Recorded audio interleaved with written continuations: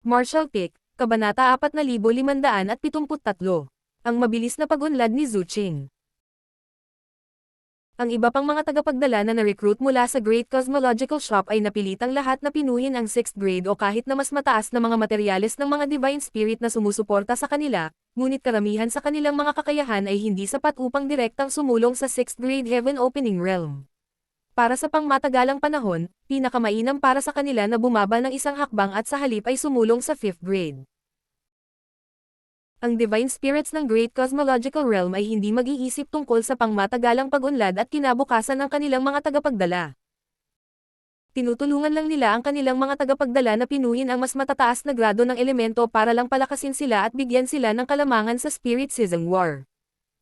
Kung may mga nakatagong panganib man o wala sa mga pagkilos na ito, bakit may pakialam ang mga Divine Spirit?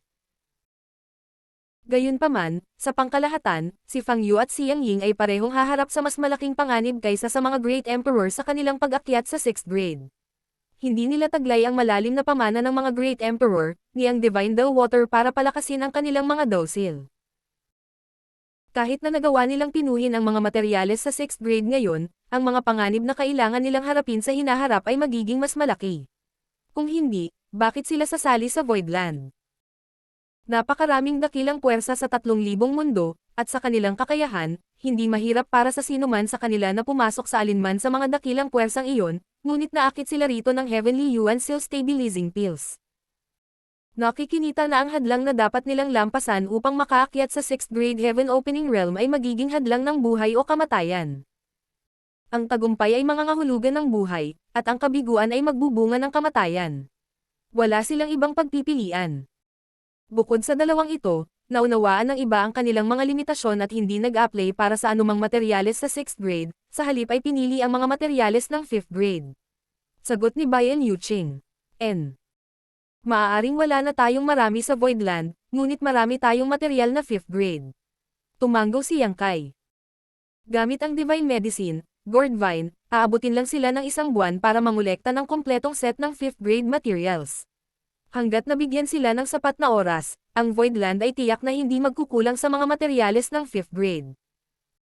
Gayunpaman, sa maikling panahon, ang mga mapagkukunan ng Voidland ay magiging mahirap hanggang sa ang krisis na pinilit sa kanila ng Heavenly Sword Union ay inalis. Habang nag-uusap ang dalawa, biglang nakita ni Yang Kai ang dalawang maliliit na figure na sumugod mula sa labas. Si Xiao Hong at Xiao He iyon. Tulad ng sa kanilang orihinal na anyo, si Xiao Hong ay may magandang hitsura sa anyo ng tao tulad ng molded porcelain o well-cut jade, ngunit si Xiao He ay mukhang baluktot at kakilakilabot gaya ng dati, naglalaway paminsan-minsan. Ngumiti si Yang Kai. Ano ang nagdadala sa inyong dalawa dito? Pinadala ka na ba ni Senior? Mapilit na sinabi ni Xiao Hong. Young Master, mabilis na pumunta at tingnan, may hindi tama sa Young Madam. Pinapunta ako ni Lolo para tawagan ka. Nagseryoso ang mukha ni Yang Kai at bumangon siya. Sinong Young Madam? Naging seryoso rin ang mukha ni Bayan Yuching. Iyon ay ang may pulang buhok, dagdag ni Xiao He sa gilid habang sinisipsap ang laway na tumutulo sa kanyang mukha. Pulang buhok. Si Zuching. Walang ideya si Yang Kai kung ano ang nangyari, ngunit dahil tinawag siya ni Bishi, dapat ay seryoso ito. Walang lakas ng loob na mag-antala, minanipila niya ang space principles at nawala sa kinatatayuan niya. Sa oras na muling lumitaw, nakarating na siya sa isang plataporma sa Dragon Sun Peak.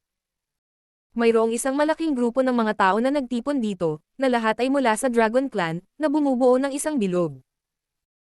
Hindi alam kung ano ang kanilang tinitingnan, ngunit nang marinig nila ang ingay, si Great Elder Zuyan, Second Elder Fushan, Third Elder Fuzuan, at Fourth Elder Zhu kung lahat ay napalingon sa kanya. Foster Father, mabilis na sumigaw si Yang Xiao. Yang Kai, nandito ka na pala. Bahagyang tumanggaw si Zuyan sa kanya. Anong nangyari? Puso na nakabitin sa kanyang lalamunan, gumalaw si Yang Kai sa karamihan, si Bishi, na nakatayo sa loob, ay hindi lumingon. Nakatayo siya roon, nakayuko, pinasisiguro sa kanya. Hindi na kailangang kabahan. Wala namang masama. Sa katunayan, ito ay magandang balita. Anong ibig mong sabihin? Nalito si Yang Kai. Tingnan mo ang iyong sarili. Itinuro ni Bishi. Tumingin si Yang Kai at nakita si Zuching na nakaupong naka-cross-leg, napapalibutan ng ambon ng dugo. Ang ambon ng dugo ay parang isang buhay na nilalang na nananatili sa paligid niya. Sa loob, si Zhu Qing ay may mapayapang ekspresyon sa kanyang mukha na para bang siya ay nakatulog ng mahimbing. Maingat na pinagmasdan ni Yang Kai ang ambon ng dugo na nakapalibot sa katawan ni Zhu Qing at naramdaman niya ang lakas ng kanyang dragon vein na nagmumula rito. Nararamdaman mo, hindi ba? Tanong ni Bishi. Pansamantalang sumagot si Yang Kai. Lalong lumalakas ang dragon vein ni Qinger. Eksakto. Tumanggo si Bishi. Bakit ito nangyayari? Hindi naintindihan ni Yang Kai. Paliwanag ni Zuyan. Ngayon lang, nakikinig kami sa lesson ni Senior tungkol sa pagpino ng aming bloodline. Siguradong nagkaroon ng epiphany ang Fifth Elder. Iyan ay isang magandang bagay, tama ba? Pansamantalang tanong ni Yang Kai. Siyempre naman, tumanggo si Bishi. Ang paglago ng isang divine spirit ay isang patuloy na pagbabagong anyo, at ang bawat pagbabago ay nagdudulot ng malaking pagpapabuti. Ang parehong ay totoo para sa Dragon Clan. Si Qing Girl ay nasa proseso na ngayon ng metamorphosis na iyon. Sa wakas ay isinantibi ni Yang Kai ang kanyang mga alalahanin at ngumisi. Maraming salamat sa iyong walang sawang paggabay, Senior. Kinawian ni Bishi ang kanyang kamay. Nagbigay lang ako ng direksyon sa kanila. Ang dahilan kung bakit mabilis na nakakita ng resulta ang batang babae na ito ay dahil sa kanyang purong bloodline. Sa inyong lahat na young dragons, ang babaeng ito ang may pinakamalinis na bloodline. Mga batang dragon. Ang mga Dragon Clan Elders ay lahat ay may awkward na tingin sa kanilang mga mukha, ngunit dahil si Bishi ang nagsabi nito, walang sinuman sa kanila ang nangahas na pabulaanan siya at tinanggap ito ng tahimik.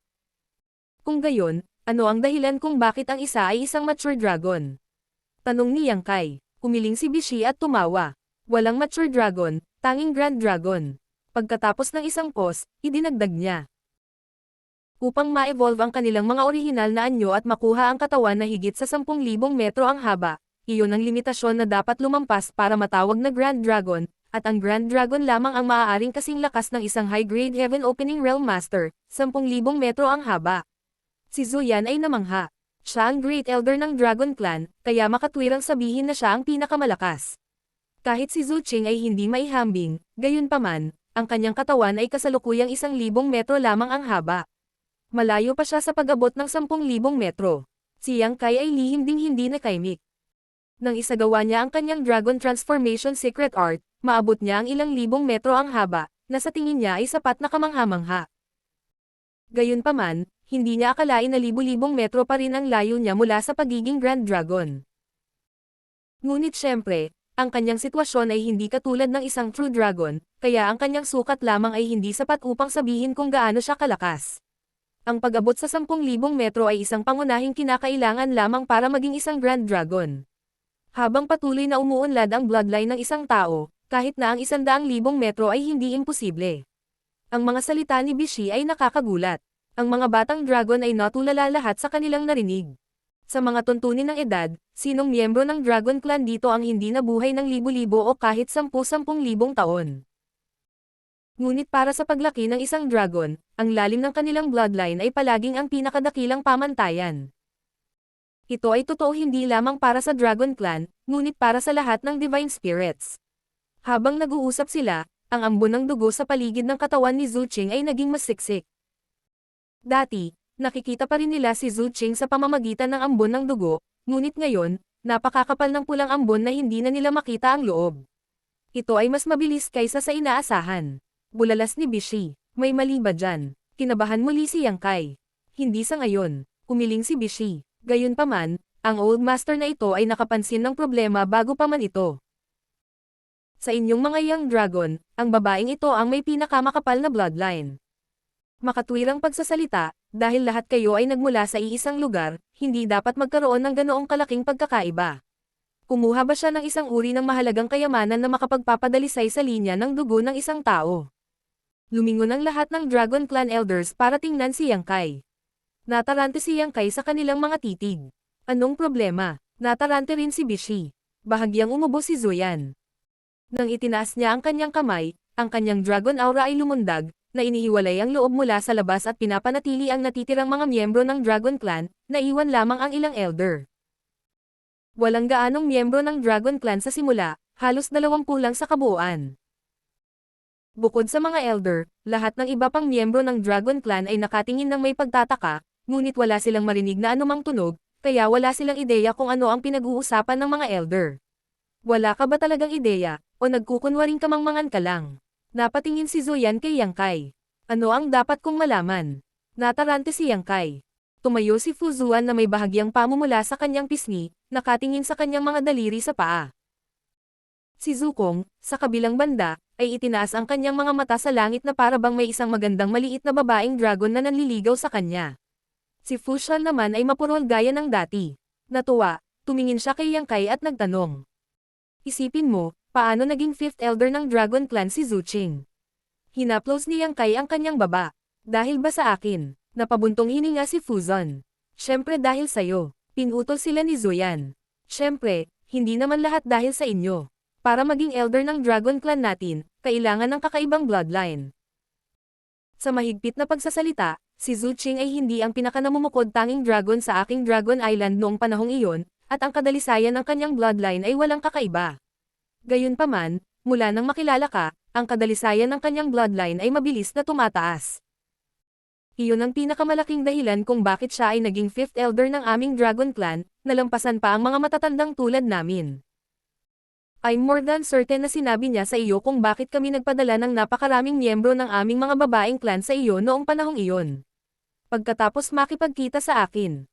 Napabuntong hininga si Yang Kai, inaalala ang kanilang mga nakaraang pagtatagpo at ang mga pagtatangka sa kanya ng babaeng miyembro ng clan, medyo nahihiyang sinabi niya. Ang ibig sabihin ng Great Elder ay, bahagyang umubo si Zoyan.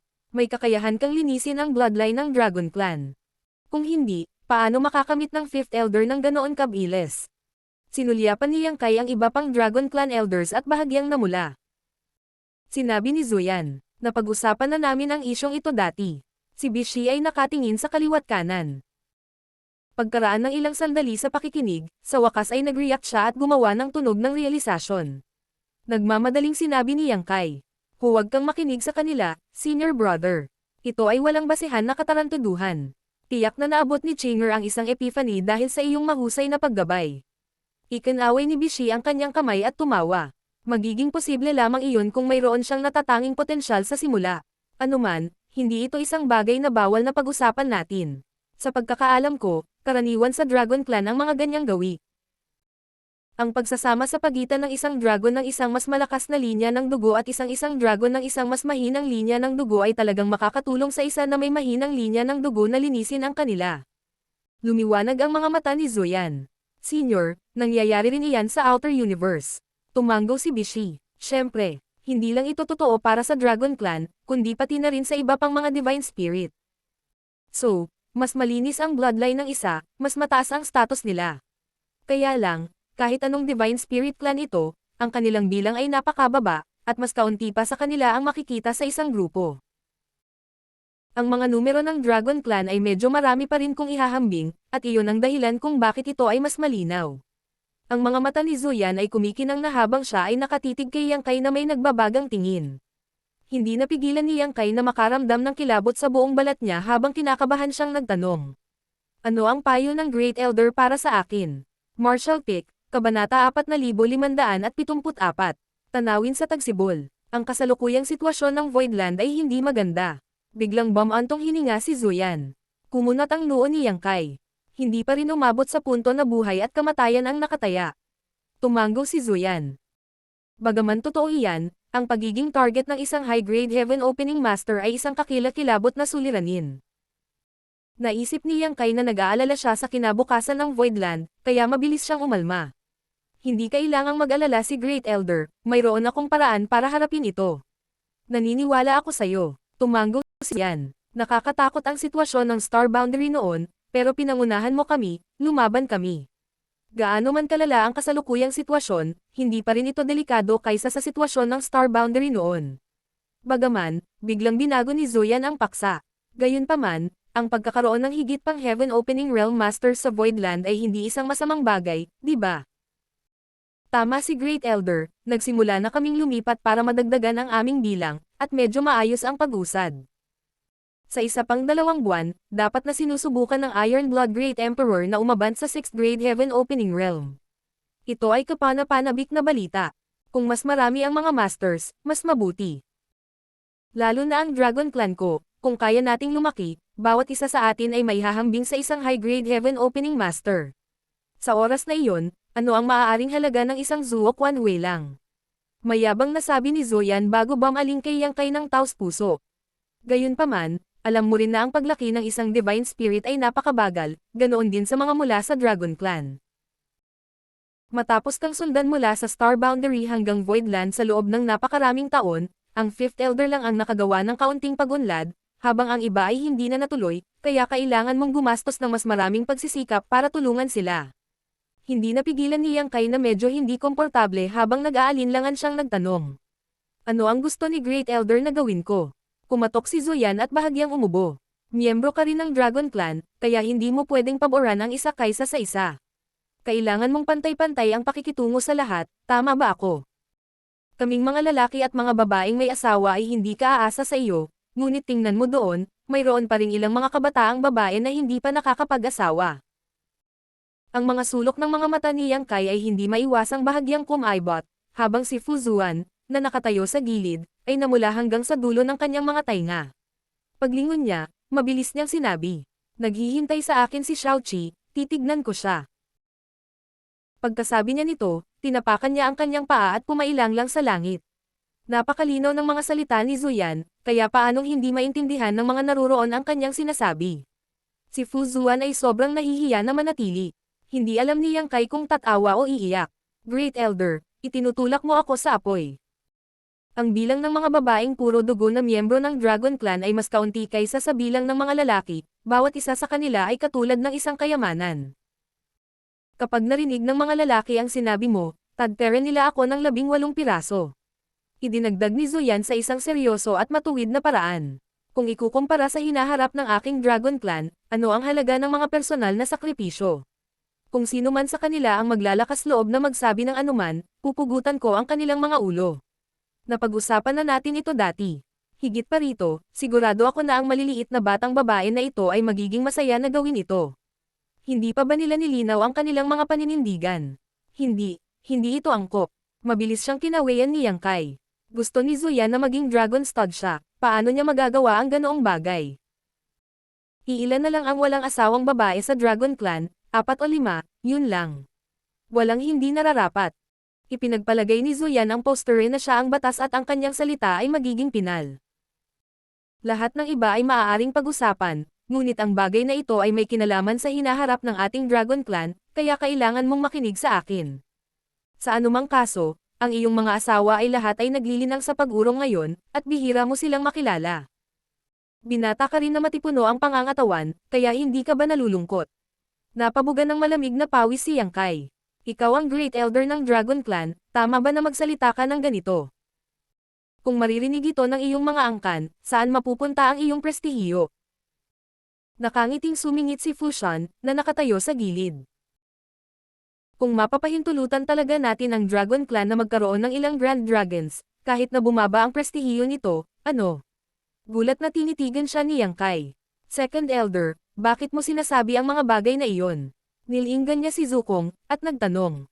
Fourth Elder, wala ka bang sasabihin? Saglit na bamulong si Zukong sa sarili bago lumapit upang tapikin ang balikat ni Yang Kai at bamantong hininga. Maraming salamat ng maaga sa iyong pagsusumikap. Napatulala si Yang Kai. Tumingin siya kay Bishi para humingi ng tulong.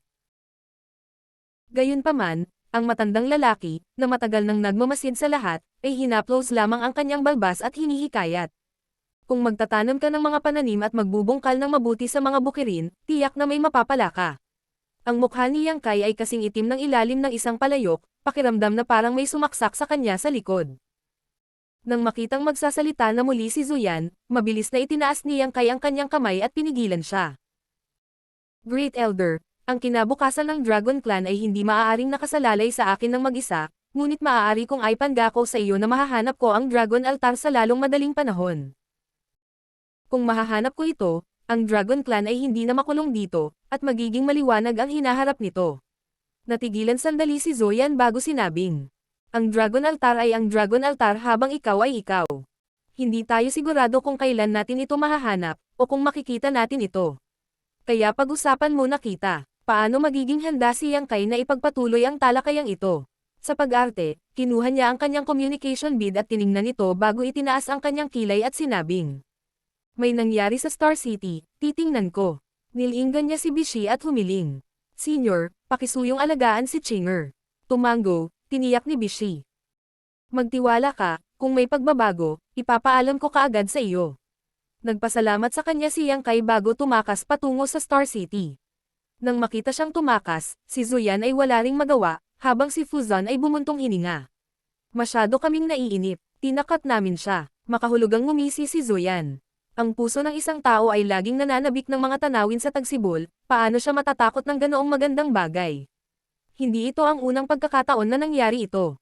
Marahil ay natutuwa pa rin siyang sabihin ito ng malakas. Sumulyap si Fuzan sa kanya. "Oh, ganun ba?" Mabilis na umubo si Zuyan at sumagot. "Matanda na ako, kaya natural na hindi ako kikilos tulad ng mga batang iyon." Malamig na ngumuso si Fuzan. "Kaya ano ang gagawin natin ngayon?" Saglit na nag-isip si Zuyan, pagkatapos ay iwinagayway ang kanyang kamay para tanggalin ang harang at iniwas ang kanyang mga mata sa mga miyembro ng clan na nasa harapan niya. "Mga lalaki, umalis, mga babae, manatili. May mga bagay kaming sasabihin sa iyo." Ang mga lalaking miyembro ng Dragon Clan ay nagtinginan sa isa't isa ng may pagkadismaya. Bagamat medyo curious silang lahat, dahil nagsalita na ang Great Elder, hindi na sila nang ahas na manatili pa at mabilis na umalis, naiwan ang 5 babaeng miyembro ng Dragon Clan.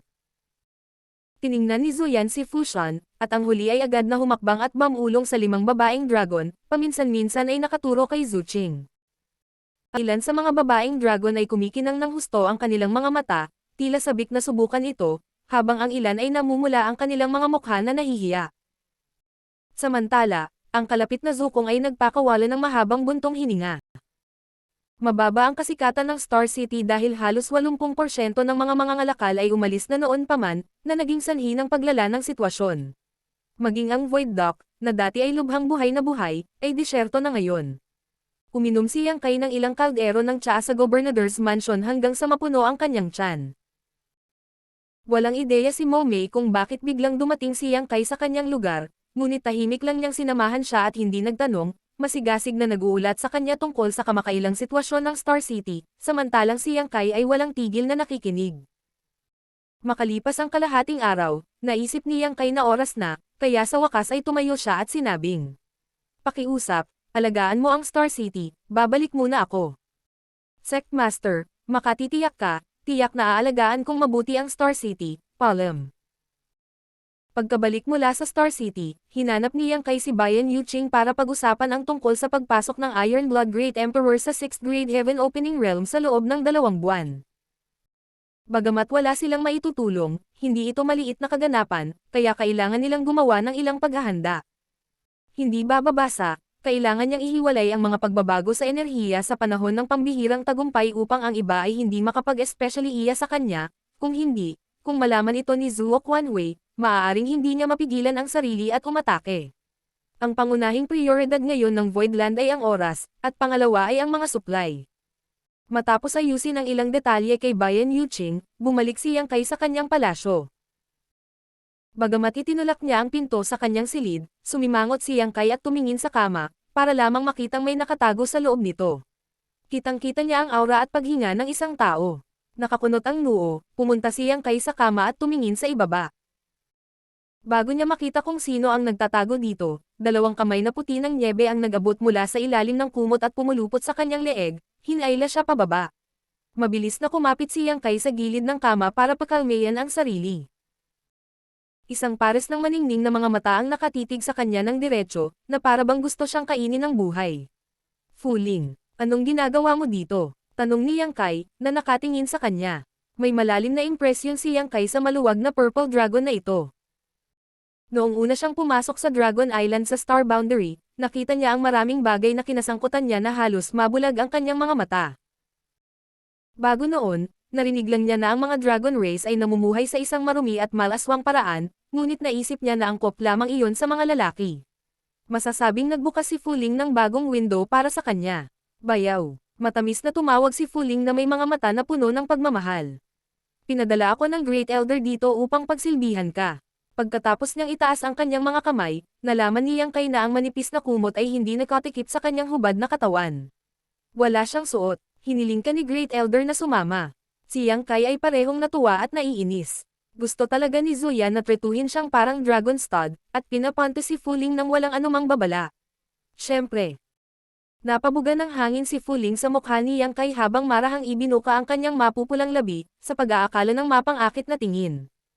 Bayaw, gusto ko ring maging katulad ni Big Sister Ching at lumaki bilang isang Grand Dragon sa lalong madaling panahon. Bayaw, pwede mo ba akong tulungan? Mabilis na tumango si Yang Kai. Bitawan mo muna ako, tutulungan kita. Nagningning ang magagandang mata ni Fu Ling habang siya ay natuwa sa tuwa. Ang bayaw ay ang pinakamahusay. Pagkaraan ng ilang sandali, na may galit na galit, si Fu Ling, na nakabalot sa mga kumot na parang dumpling, ay itinapon palabas ng palasyo. Bago siya mapunta sa lupa, ang galit na si Fu Ling ay nagbago sa kanyang tunay na anyo, isang higanteng purple dragon. Umiling-iling at pinitik ang kanyang buntot, bumuga siya ng purple dragon breath na naging sanhi ng pagkutitap ng defensive array sa paligid ng palasyo. Matapos mailabas ang kanyang galit, umalis si Fu Ling na nagtatampo. Mula sa araw na iyon, sa tuwing magpapakita si Yang Kai sa Voidland, palaging may babaeng dragon na lilito at susunod sa kanya. Hindi lahat sa kanila ay walang tigil gaya ni Fu Ling. Ang ilan sa kanila ay matapang at mainit habang ang iba ay mahiyain at malambing. Gayunpaman, ang pagkasalikop ng napakaraming babaeng dragon ay nagparamdam kay Yang Kai na walang magawa. Gayunpaman, hindi kailanman maaaring pumayag si Yang Kai na maging isang dragon stud. Hindi sa nakaraan at hindi ngayon. Ang mga nagawa ni Zhu Qing ngayon ay hindi nagawa sa loob ng isang araw o dalawa, ngunit dahil sa matagal na niyang pagpapakain sa kanya. Kung talagang sasama siya sa mga plano ni Zuyan, malamang nawala ng oras si Yang Kai para sa anumang bagay at mapapasaya niya ang mga babaeng miyembro ng Dragon Clan sa kanyang puso at katawan ng walang hanggan. Kung malalaman ito ni Yurumeng at ng iba pa, sigurado si Yang Kai na hindi na siya magkakaroon ng anumang magagandang araw sa unahan niya. Kaya, bagamat nanginginig ang kanyang puso, tumanggi siyang sumuko. Kaya, tungkol sa bagay na ito, maging si Zuyan at ang iba pa ay nawalan ng magawa. Kung tutusin, hindi maaaring pilitin ng isang baka na yumuko ang ulo nito para uminom. Martial Pick, Kabanata 4575. Pagsulong ng Iron Blood.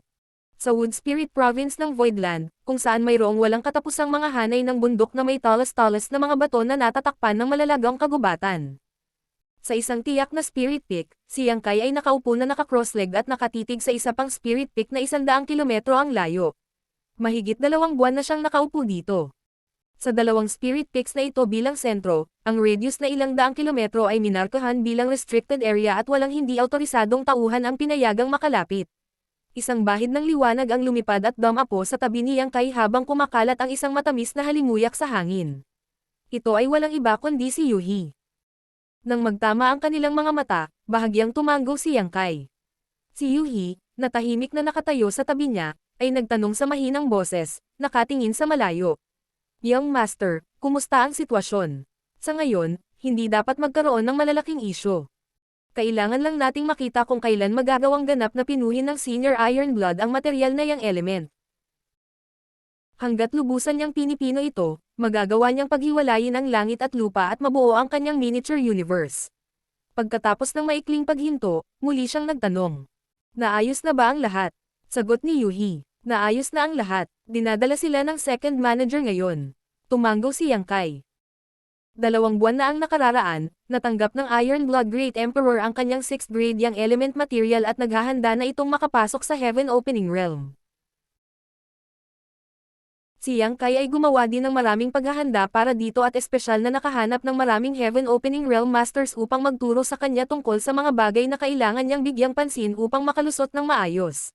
Ang ganitong uri ng karanasan ang eksaktong kailangan ng Iron Blood Great Emperor. Sa patnubay na ito, maiiwasan niya ang maraming panganib.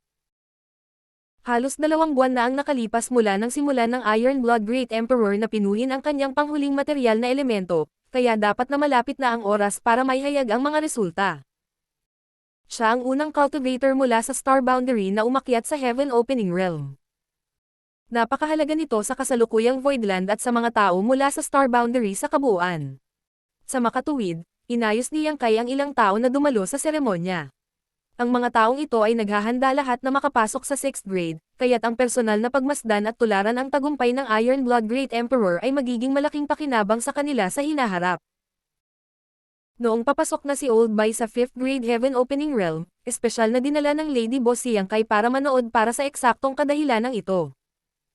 Habang nag-uusap ang dalawa, nakita nila ang isang malaking grupo ng mga tao na lumilipad patungo sa kanila. Nang malapit na sila, lahat sila ay bumagsak sa lupa.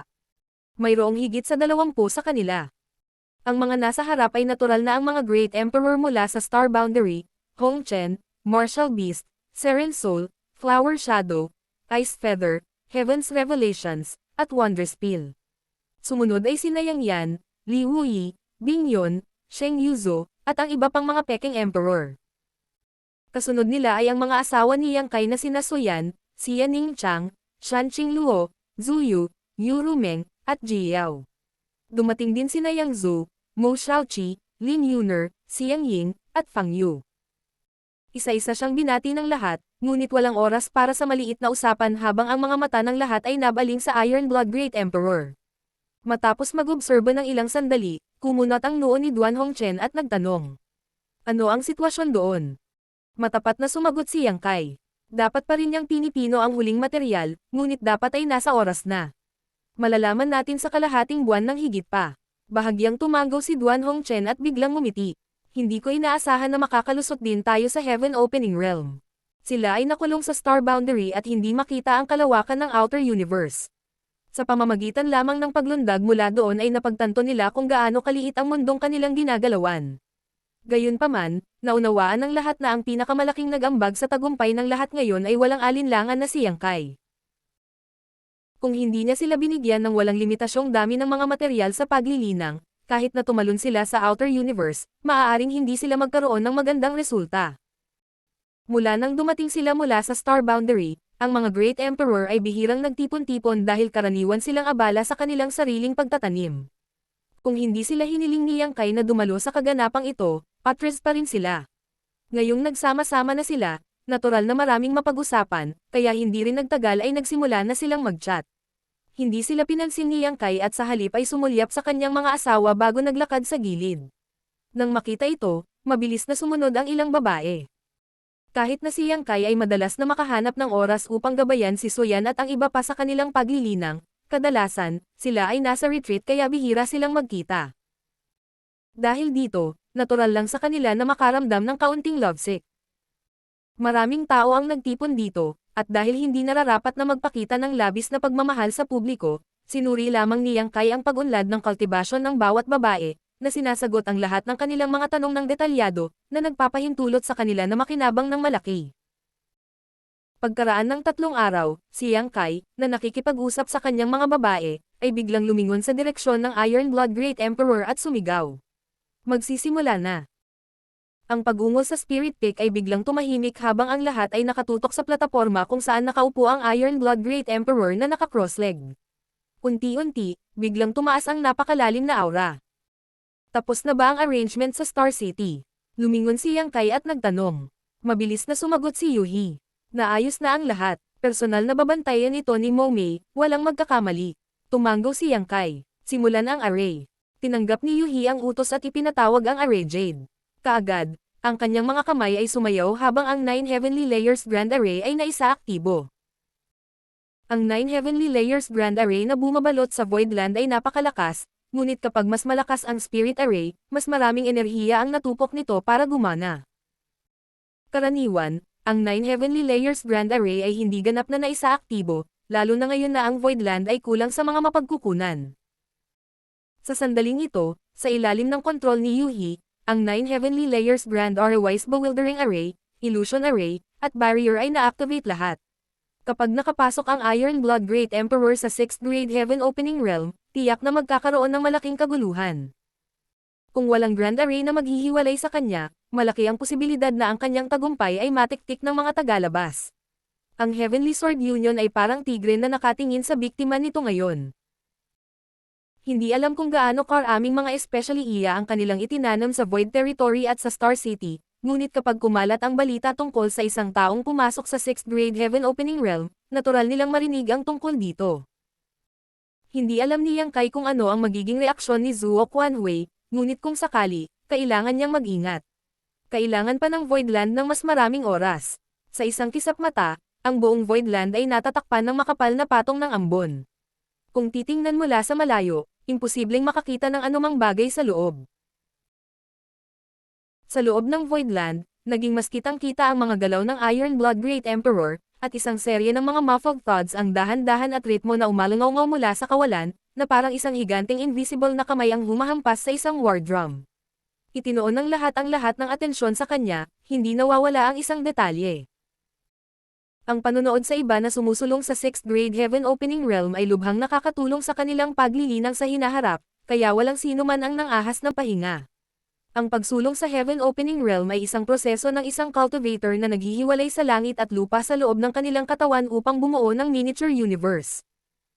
Ang prosesong ito ay lubhang mapanganib, dahil upang makapasok sa Heaven Opening Realm, kailangan munang basagin ang kanilang dawsil at tunawin ito sa kanilang miniature universe. Kung ang dawsil ay nabasag at ang miniature universe ay hindi mabuo, ang kanilang buong buhay ng paglilinang ay masasayang. Kung ang isa ay magtagumpay, sila ay muling isisilang at papailang lang sa langit. Kung mabaigo sila, mawawala sa kanila ang lahat at mamamatay ng walang bangkay. Dalawa lang ang pagtatapos ng makapasok sa Heaven Opening Realm. Ang isa ay upang mabuhay, ang isa ay upang mamatay. Walang middle ground. Dahil dito, maraming Emperor Realm Cultivator sa 3,000 world na ito na mayroon ng mga kwalifikasyon para makapasok sa Heaven Opening Realm, ngunit hindi nang ahas na gawin ang huling hakbang na iyon. Ang mga Great Emperor ay nagsusuot ng mga solemne na ekspresyon. Kung ikukumpara sa Iron Blood, halos pareho ang kanilang pundasyon. Marahil ay bahagyang mas mahusay ang Iron Blood, ngunit hindi gaanong. Kung ang Iron Blood ay matagumpay na makausad sa 6th grade ang susi. Kung siya ay mabaigo, ito ay isang malaking dagok sa mga Great Emperor mula sa Star Boundary. Kung maging ang mga Great Emperor ay ganito, hindi na kailangang banggitin ang iba. Dahil dito, kinakabahan ang lahat ng naruroon. Nang makita ito, naaliw si Yang Kai. May malalim na pundasyon ang Senior Iron Blood at matatag ang kanyang dawsil. Ngayong mayroon na siyang proteksyon ng Heavenly Yuan Seal Stabilizing Pill, hindi dapat maging problema para sa kanya ang makapasok sa Heaven Opening Realm. Hindi na kailangang kabahan. Umiling si Mo Huang at nagkomento. Sino ang maglakas loob na magsabi na walang mangyayaring hindi inaasahan sa ating landas ng paglilinang? Kahit na ang isang tao ay naglakbay ng 99% sa landas, bago siya nakarating sa kanyang patutunguhan ang kaunting kapabayaan ay maaaring humantong sa hindi inaasahang mga kahihinatnan. Gusto ni Yang Kai na huwag silang kabahan, ngunit pagkatapos marinig ang mga salita ni Mo Huang, tumanggo lang siya at sinabing, "Tama si Senior Martial Beast." Sa paglipas ng panahon, ang Yin, Yang, at 5 element powers ay unti-unting bumangon at bumagsak, na magkakasamang nagpapatibay at pinipigilan ang isa't isa. Sa Spirit Peak, mabigat ang kapaligiran dahil alam ng lahat na ang Iron Blood ay umabot sa kritikal na yugto, kaya paano sila nasa mood na magsalita. Ang Yin, Yang, at ang 5 elements ay nagpatuloy sa pagbibisikleta ng walang katapusan, paminsan-minsan ay nagpapakita ng mga senyales ng kaguluhan, na nagiging sanhi ng lahat ng tao na magulo. Sa kabutihang palad, ang pundasyon ng Iron Blood Great Emperor ay medyo malalim, kaya kahit na may ilang mga paikot-ikot sa panahon ng kanyang pagsulong, hindi ito umabot sa punto na hindi niya ito makontrol sa kanyang sarili. Binigyang pansin ni Yang Kai at handang pumasok anumang oras. Hindi niya alam kung matutulungan niya ang iba kapag nakatagpo sila ng mga paghihirap sa panahon ng kanilang tagumpay sa Heaven Opening Realm, o kung matutulungan niya sila sa anumang paraan, ngunit maaari lamang siyang maghanda ng maaga. Sa isang tiyak na sandali, ang naglalagablab na aura ay biglang naglaho, na ikinagulat ng lahat. Akala nila ay may nangyaring kakilakilabot sa Iron Blood Great Emperor. Gayunpaman, hindi nagtagal, isang kakaibang pakiramdam ang unti-unting kumalat. Nang suriin nila, naramdaman nila na ang lugar kung saan nakatayo ang Iron Blood Great Emperor ay isang magulong-gulo, na parabang lahat ng bagay sa mundong ito ay naging wala. Tumaas ang kilay ni Yang Kai nang maalala niya ang eksenang pumasok siya sa Heaven Opening Realm. Paanong hindi niya malalaman na ang Iron Blood Great Emperor ay nakarating na sa huling hakbang? Hindi niya maiwasang matuwa. Isang malakas na sigaw ang biglang umalangaw mula sa gilid ng Iron Blood Great Emperor. Buksan. Isang marahas na dagandong ang umalangaw nang sumabog ang kaguluhan at naghiwalay ang langit at lupa. Ang aura ng bagong panganak na Universe World ay kumakalat sa lahat ng direksyon tulad ng isang bagyo, nagpapalaganap ng mabangis na unos at nagiging sanhi ng pag-alis ng damit ng lahat. Tagumpay. Mahinang bulalas ni Duan Hongchen, ang kanyang mga mata ay kumikinang sa inggit. Ha ha ha ha. Tawa ng tawa ang Iron Blood Great Emperor. Nakakamangha. Ipinulupot ng Martial Beast Great Emperor ang kanyang mga labi. Magpakitang tao. Bagamat sinabi niya, may pagmamalaki pa rin sa kanyang mga mata. Kung tutusin, lahat sila ay mga Great Emperor, at sa pagdating ng Iron Blood sa Heaven Opening Realm, malapit na siyang makahabol. Ang tensyonado na puso ni Yang Kai sa wakas ay napahinga ng maluwag habang siya ay nagpakawala ng mahabang buntong hininga at ngumiti.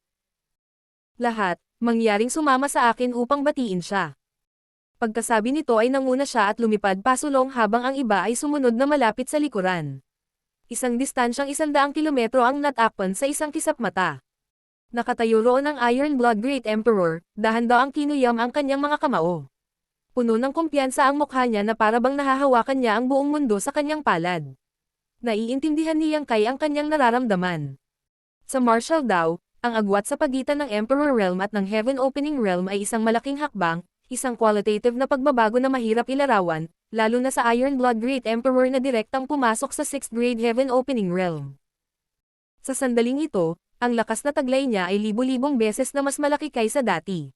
Martial Pick, Kabanata 4576. Pag-aalerto sa kaaway. Sa Void Dock ng Star City, isang maliit na barko, pagkatapos makatanggap ng regular na inspection, ay dahan-daang tumulak palabas bago mabilis na nawala sa kawalan. Pagkaalis ng barko, dahan-daang lumabas si Mo Mei mula sa kanyang pinagtataguan at tumingin sa direksyon ng barko, nagtanong. Kanino ang barkong iyon? Ang disipulo, na responsable sa pag-inspeksyon sa barko, ay nagulat. Ito ang transportasyon ng Blizzard Sect ng Gathering Smoke Territory. Agad na kinuha ni Mo Mei ang kanyang universe chart at sinuri ito saglit bago malamig na bamantong hininga. Gathering Smoke Territory at Heavenly Sword Territory ay magkatabi. Hindi sila umalis ng maaga o huli, ngunit piniling umalis sa oras na ito. Anong tapat na grupo? Habang nagsasalita siya, lumingon siya sa direksyon ng Voidland at nakita niyang kasalukuyang nababalot ito ng makapal na ulap. Alam niya na ang Iron Blood Great Emperor mula sa Star Boundary ay tiyak na naghahanda na makapasok sa Heaven Opening Realm, kung hindi ay hindi na-activate ang 9 Heavenly Layers Grand Array. Nabatid na may mga especially iya mula sa Heavenly Sword Union sa Star City. Napag-usapan na niya ang bagay na ito kay Yang Kai dati. Tulad ng kung paano niya inayo si Luan Baifeng na sumali sa Heavenly Sword Union, tiyak na ganoon din ang gagawin ng Heavenly Sword Union. Gayunpaman, marami pa rin ang mga mangangalakal at residente na nanatili sa Star City, kaya imposibleng matukoy kung alin ang mga especially iya. Ang Iron Blood Great Emperor na dumaan sa Heaven Opening Realm ay malinaw na nagpaalerto sa mga kaaway ng Voidland. Nang ma-activate ang 9 Heavenly Layers Grand Array, ang buong Voidland ay sakop nito, na nagbibigay ng impresyon na sinusubukan nilang itago ang ilang uri ng malaking lihim. Kapag nakita ito ng mga especially iya sa Star City, tiyak na iuulat nila ito sa Heavenly Sword Union, na magbibigay ng pagkakataon sa Voidland na subaybayan sila. Ang nakita ngayon ni Mo Mei ay ganap na naaayon sa mga haka-haka ni Yang Kai. Hindi nagtagal pagkatapos na-activate ang 9 Heavenly Layers Grand Array ng Voidland, umalis ang barko ng Blizzard Sect sa Star City. Bakit sila umalis kung hindi para magpadala ng mensahe? Dapat pansinin na ang Void Dock ng Star City ay ganap na nawala sa lahat ng oras na ito, walang dumating o umalis. Kaya't si Jin Yuan lang at ang kanyang grupo ng mga disipulo na responsable sa pangangasiwa sa Void Dock ay naging walang ginagawa at naiinip. Elder Fan, tumawag si Mo Mei. Mabilis na humakbang pasulong si Fan Wuzin at kinuyam ang kanyang kamao, bumati. Gobernador, bantayan mong mabuti ang lugar na ito, siguradong higit sa isang daga. Kung may gustong umalis, maaari mo munang i-detain. Kung mayroon silang anumang pagtutol, sabihin sa kanila na pumunta sa mansyon ng gobernador at makipag-usap sa akin. Oo, mataimtim na sumagot si Fan Wuzin. Muling sinulyapan ni Mo Mei ang malalim na kawalan, iniisip kung magkano ang makukuha nila sa pagsubaybay sa mga taong ito. Kasabay nito, sa Voidland, isang grupo ng mga tao ang nagtipon sa paligid ng Iron Blood Great Emperor at nakinig sa kanya na naglalarawan ng pakiramdam ng pagpasok sa Heaven Opening Realm. Bagamat dati nang hiniling ni Yang Kai ang maraming veteranong 6th grade Heaven Opening Realm Masters na ituro sa kanila ang ilang bagay na kailangan nilang bigyang pansin upang maka-advance sa Heaven Opening Realm, ang pagkakaroon ng isang taong nakalusot tulad ng Iron Blood Great Emperor na nagtuturo sa kanila ay natural na mas epektibo. Marahil ang isa sa kanila ay maaaring makatagpo ng katulad na sitwasyon tulad ng Iron Blood Great Emperor kapag sinubukan nila. Sa oras na iyon, kung sila ay handang mabuti, mas madaling harapin. Pagkatapos ng isang buong araw at gabi, hindi pa rin sapat ang lahat, kaya walang choice si Yang Kai kundi hadlangan sila. Kakalusot lang si Senior Iron Blood at kailangan niyang pagsamahin ang kanyang pundasyon. Hayaan mo siyang magpahinga sandali. Nang marinig ito, sa wakas ay sumuko na ang lahat. Nagkaroon ng malaking paglukso sa lakas mula sa Emperor Realm hanggang sa Heaven Opening Realm. Ang biglaang pagtaas ng lakas ay nangangailangan ng ilang oras upang unti-unting umangkop sa. Kung hindi, magiging imposible para sa Iron Blood na ipakita ang kanyang buong lakas kapag kaharap ang isang kaaway. Ang pag-akyat ni Iron Blood Great Emperor sa Heaven Opening Realm ay isang magandang simula, ibig sabihin na ang mga cultivator mula sa Star Boundary ay nakatungtong na ngayon sa yugto ng 3,000 worlds. Sa 3 hanggang 6 na buwan, naniniwala si Yang Kai na ang Voidland ay magkakaroon ng hindi bababa sa 3 o 4 pang 6th grade Heaven Opening Realm Masters. Ang Boslam World Great Emperor, Martial Beast Great Emperor, at maging ang pagsulong ni na Fang Yu at Xiang Ying sa Heaven Opening Realm ay isang buhok lang sa likod ng Iron Blood Great Emperor. Marahil ay dahil sila ay na-stimulate ng pambihirang tagumpay ng Iron Blood Great Emperor, ngunit ang lahat ay bumalik sa kani-kanilang silid at agad na pumasok sa retreat. Gaya ng inaasahan, ang dalawang Great Emperors, Boslam World at Martial Beast, pati na sina Fang Yu at Xiang Ying, ay parehong humiling kay Bayan Yuqing na ibigay sa kanila ang huling 6th grade yang element material na kailangan nila sa lalong madaling panahon. Natural na sumang-ayon si Bayan Yuqing. Matapos maayos ang lahat, pumunta si Bayan Yuqing sa tabi ni Yang Kai at mamulong ng ilang salita sa kanya. Bahagyang pinaikit ni Yang Kai ang kanyang mga mata at tumango. Tingnan natin. Mabilis na nakarating ang dalawa sa isang secret room. Agad na kinuyam ni Jin Yuan lang ang kanyang kamao at binati. Sect Master, Second Manager. Bahagyang tumango si Yang Kai at inilibot ang kanyang tingin sa karamihan, nakita lamang niya ang 3 tao na magkatabi sa harapan niya, 2 lalaki at 1 babae. Medyo natarante sila, pero pilit nilang pinipilit na maging kalmado. Si Jin Yuan lang ay gumawa ng ilang hakbang pasulong at nagbigay ng isang simpleng ulat.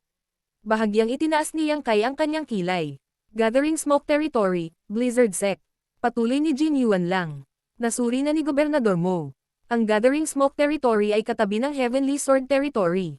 Malayo-layo na akong sinusundan ang lumilipad na barko nila, dapat ay Flying Smoke Territory ang destinasyon nila. Bahagyang tumango si Yang Kai. Pagkatapos ay hinailan niya ang isang upuan bago umupo at inangat ang ulo para tignan ang 3 taong nasa harapan niya. Ang mga miyembro ng Blizzard Sect ay pinamunuan ng matandang lalaki sa gitna. Maganda ang insight ng lalaking ito dahil nang makita niya ang 5th grade Heaven Opening Realm Master na tulad ni Jin Yuan lang na kumikilos ng magalang kay Yang Kai, agad niyang nahulaan ang pagkakakilanlan ni Yang Kai at ikinuyom ang kanyang kamao.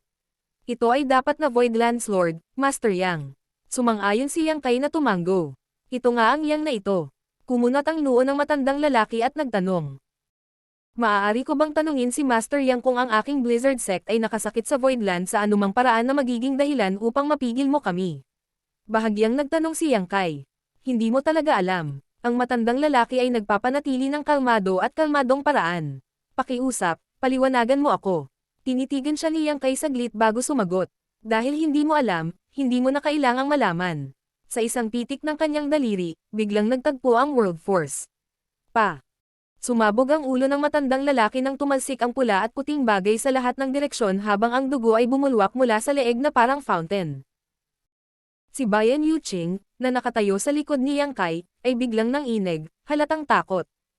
Hindi dahil sa hindi pa siya nakakita ng patay, ngunit hindi niya inaasahan na kikilos si Yang Kai ng ganoon kidsidido at kitilin ang buhay ng matanda nang walang anumang babala. Saglit ding natigilan si Jin Yuan lang, ngunit maya-maya lang ay lumitaw ang isang ngiti sa kanyang mga labi, na nagbigay sa kanya ng nakakatakot na tingin. Dahil ang Blizzard Sect ay handang kumilos bilang especially iyan ng Heavenly Sword Union, sila ay mga kaaway, kaya hindi na kailangan para sa kanila na magpakita ng anumang awa. Ang mga aksyon ni Yang Kai ay ayon sa kanyang gusto. Habang gumuho ang miniature universe ng matandang lalaki, ang kapangyarihan ng 4th grade Heaven Opening Realm ay biglang nawala habang ang walang ulo na bangkay ay sumuray-suray at bumagsak sa lupa.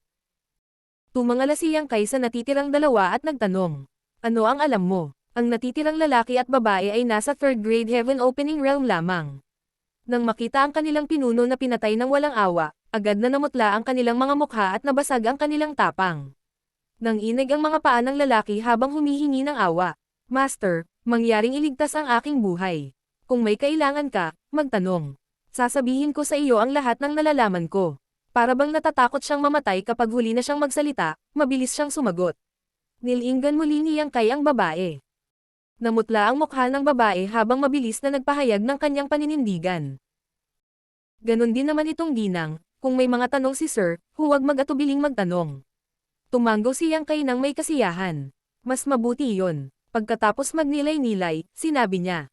Ang higit na nagsasabi sa akin ay mabubuhay, ang isa ay mamamatay. Elder Jin, kunin mo ang isa sa kanila. Oo. Tinanggap ni Jin Yun lang ang utos at inabot ang kamay upang sunggaban ang lalaki, hindi pinansin ang kanyang mga pagsusumamo para sa awa at pagtutol habang dinadala siya nito. Lumingon si Yang Kai sa babae at mahinahong nagpatuloy. Dapat mong maunawaan ang gusto kong malaman.